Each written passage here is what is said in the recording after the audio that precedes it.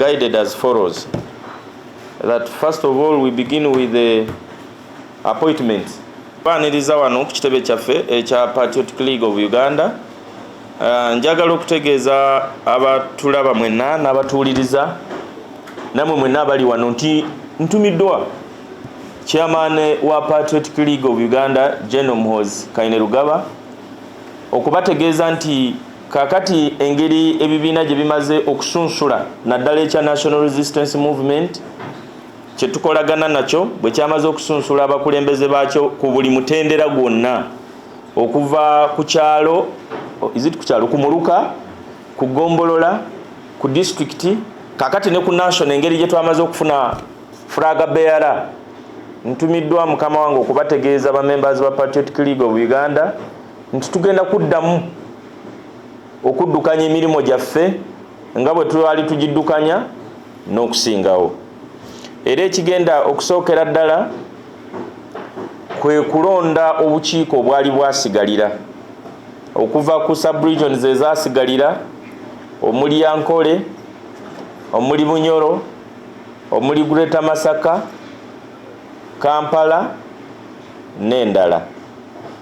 Tusobole okubeera nga tujjuza obukiiko obwo, tugende ne Busoga tetugijjuzanga, tugende ku district, tugende ku Magombolola, tugende ku Miruka ne ku byalo.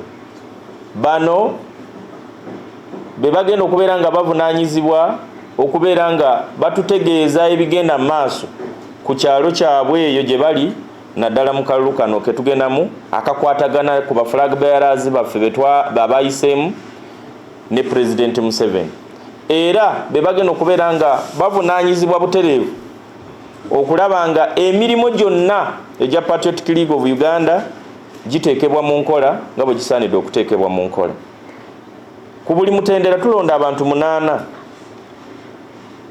ku region 8, ku district 8, ku Gombolola 8, ku Muluka 8 ne ku kyalo 8. Era abantu bonna bakiikirirwa mu categories ez'enjawulo. Abalema, abazeeyi, abakyala, abavubuka, abawandiisi n'abagenda okutwogerera mu bitundu byabwe. Ekyensonga endala chairman antumye okuyozaayoza ba members ba Patriotic League of Uganda ebitundu ebisoba mu 7 abasobodde okuyitamu okwatira NRM bendera okukiika mu parliament. Ku local government LC5 twasobodde okufuna ebitundu 6 n'okusoba. Mu Central Executive Committee twafunye ebitundu 6 n'okusoba, mwagirabye bulungi nnyo. Era kitegeeza nti nno Patriotic League of Uganda eggumidde era kakati tutandise okubanga tunywera ebintu kirabika twabibalanga bwe babiyogera batya? Ebintu kati kirabika bitambulanga bwe twabibala. Juma kyekyo oli Juma manyi alimu ekintu bitambula nga bwe twabibala. Era twagala kwebaza abawagizi baffe abasobodde okuwulira omulanga gwa chairman waffe. Chairman waffe alina emyaka 82, candidate waffe alina emyaka 82, naye chairman waffe General Muhoozi Kainerugaba yali atugambye era yatulagira alina okufuna ebitundu 8 ku buli 100. Kino tewali kukiteesaako, tetugenda kiteesaako nti ate twagala kulaba nga afuna ebitundu 8 n'okweyongera waggulu. Ate abawagizi ba PLU bo bagenze ne bagamba nti kati ongeri omusajja gyalina emyaka 82 tumwongereremu kali ka percent ebeere 82%. N'olwekyo njagala okutegeeza abawagizi baffe mwenna nti tugenda kuddamu okusumulula okulaba nga omukulu afuna 82% nga chairman waffe bwe yalagira. Waliwo kyenerabidde? Waliwo engeri Juma gye yakibuuzamu naye kankiddemu nga bwe yakibuuziza. Patriotic League of Uganda tesosola mu bibiina. Patriotic League of Uganda ekuŋŋaanya bonna. Era kyova olaba be bamye tiketi mu NUP tugenda kubengeejinga. Abagudde mu NRM mu kamyufu tugenda kubengeejinga. DF beetaawe, PFF beetaawe, UPC betaawe, FDC betaawe, mwenna mujje gye tuli tugenda kubawummuza nga Patriotic League of Uganda. Mujje gye tuli, kitebe kyaffe kigule, tugenda kubawummuza enju ya kitaffe, ebisenge bingi nnyo, era temweraliikirira mujja kukola emirimu egiriwo emirala gyonna, kubanga mission gye tuliko mission 80% eya President Museveni. Ate tetuyinza gifuna ffekka wabula nga tugattidde wamu n'abantu abalala.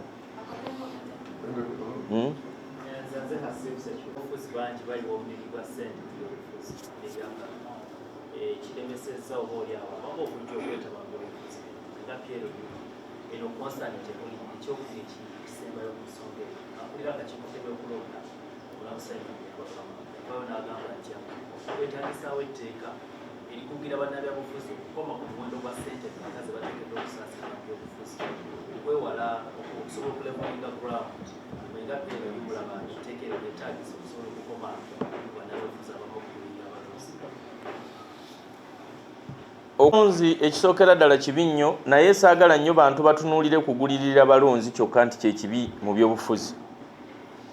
Ekintu ekisinga obubi mu byobufuzi lwe lulimi olukozesebwa abeesimbyewo. Olulimi olukozesebwa abeesimbyewo. Twetaagisayo guidelines zetusayininga n'ebibiina by'ebyobufuzi oba ne Electoral Commission. Nti singa onaagenda ku radio n'okozesa olulimi oluvoola oyo gwe weesimbye naye, oba oluvoola omuwagizi yenna, onaasazibwangamu. Ebyobufuzi bitandikira ku lulimi, terutandikira mu ssente. Kasita omuntu bamuvume ennyo ng'atandika okukwata mu nsawo agulirire abanaamutaasa.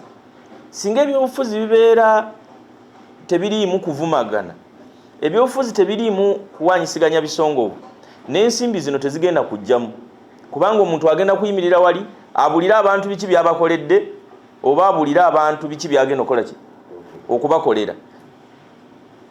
Olulimi lw'essente, olulimi lw'okuvumagana, olulimi lw'okutwala ebyobufuzi ng'omulimu, ebyo byonna birina okukoma, kubanga ebyobufuzi buba buweereza. Bino Katikkiro wa Buganda yabyogera, yaga nti okuwa akalulu si mulimo wabula buba buki buweereza. N'olwekyo nsuubira nti singa abantu banaatwala ebifo byabwe baba baweereddwa ng'obuweereza, baba tebagenda kuteekamu ssente. Ate n'okweraga eryanyi kyekintu ekisinza okutta wano ebyobufuzi byaffe. Abantu baagala nnyo okulaga eryanyi, n'olaba ng'omuntu afiirawo nti ngenda kukulagako nti nkusobola. PLU abantu abasinga batwewuunyanga. Ffe we tugenda tetusomba bantu nti tubawe transport, abantu beereeta bwereesi. Naye ate waliwo abantu abagenda okukola ekifaanaganako n'ekya PLU ne beekanga nga basombye abantu. Kati kiba kitegeeza otaddemu ebyobufuzi muki? Obutadde ssente mu byobufuzi olw'okuba oyagala okulaga eryanyi. Obukiiko buno bugenda kuvunaanyizibwa okulaba nga ekisookera ddala mobilization n'okutuusaako amawulire agafa ku bantu, kubanga ffe tukola butereevu ne gavumenti. Ekisinga okuluma abantu mu kitundu ekyo ekiganye abantu abo okuwagira President Museveni kyeki nti bubbi bwa ttaka, olutindo lwa wano, eddwaliro lya wano, nguudo mbi, essomero lya wano teririmu basomesa. Wano omusomesa wa wano edi teacher bw'aba awandiikaga nti alina abaana 100, kumba alina abaana 100. Kakati abo bagenda kubanga batuwulira amawulire.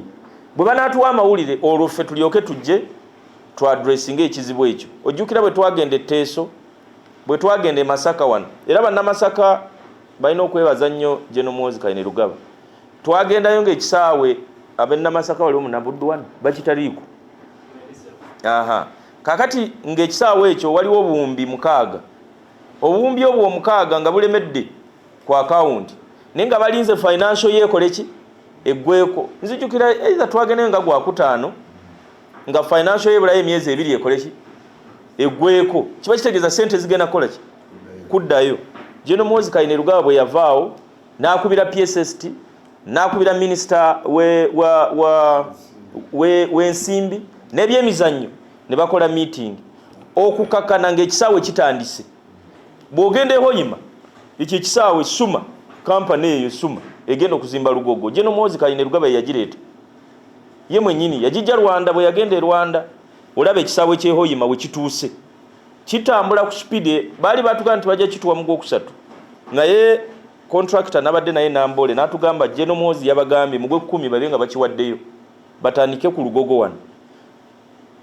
Buli gye tutambula wabawo ebikolebwawo. Twagenda Akyoli eyo ng'ente zaabwe zaaliibwa General Muhoozi n'azibaddiza ne tugenda Etteeso bingi nnyo. Buli lwe tutambula tumanya ebizibu ebiruma abantu abo bye tukolako era kyova olaba obukiiko buno twagala butuwenga amawulire agava ku byalo ebyo.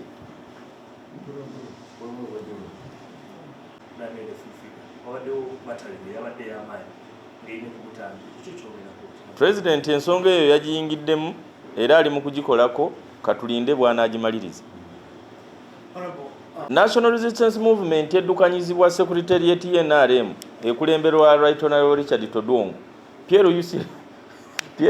Piero yu teddukanye NRM.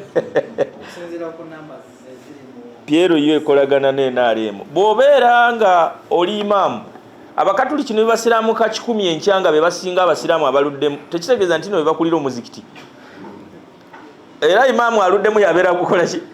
Yabeera gukulira NRM eddukanyizibwa Secretary General waayo ekitebe naye si Piero yu mweri okuba wa amaanyi okuwengera okuba wa amaanyi naye tekigaana musiraamu ono bw'alwamukko naye n'atwala obwa imaamu.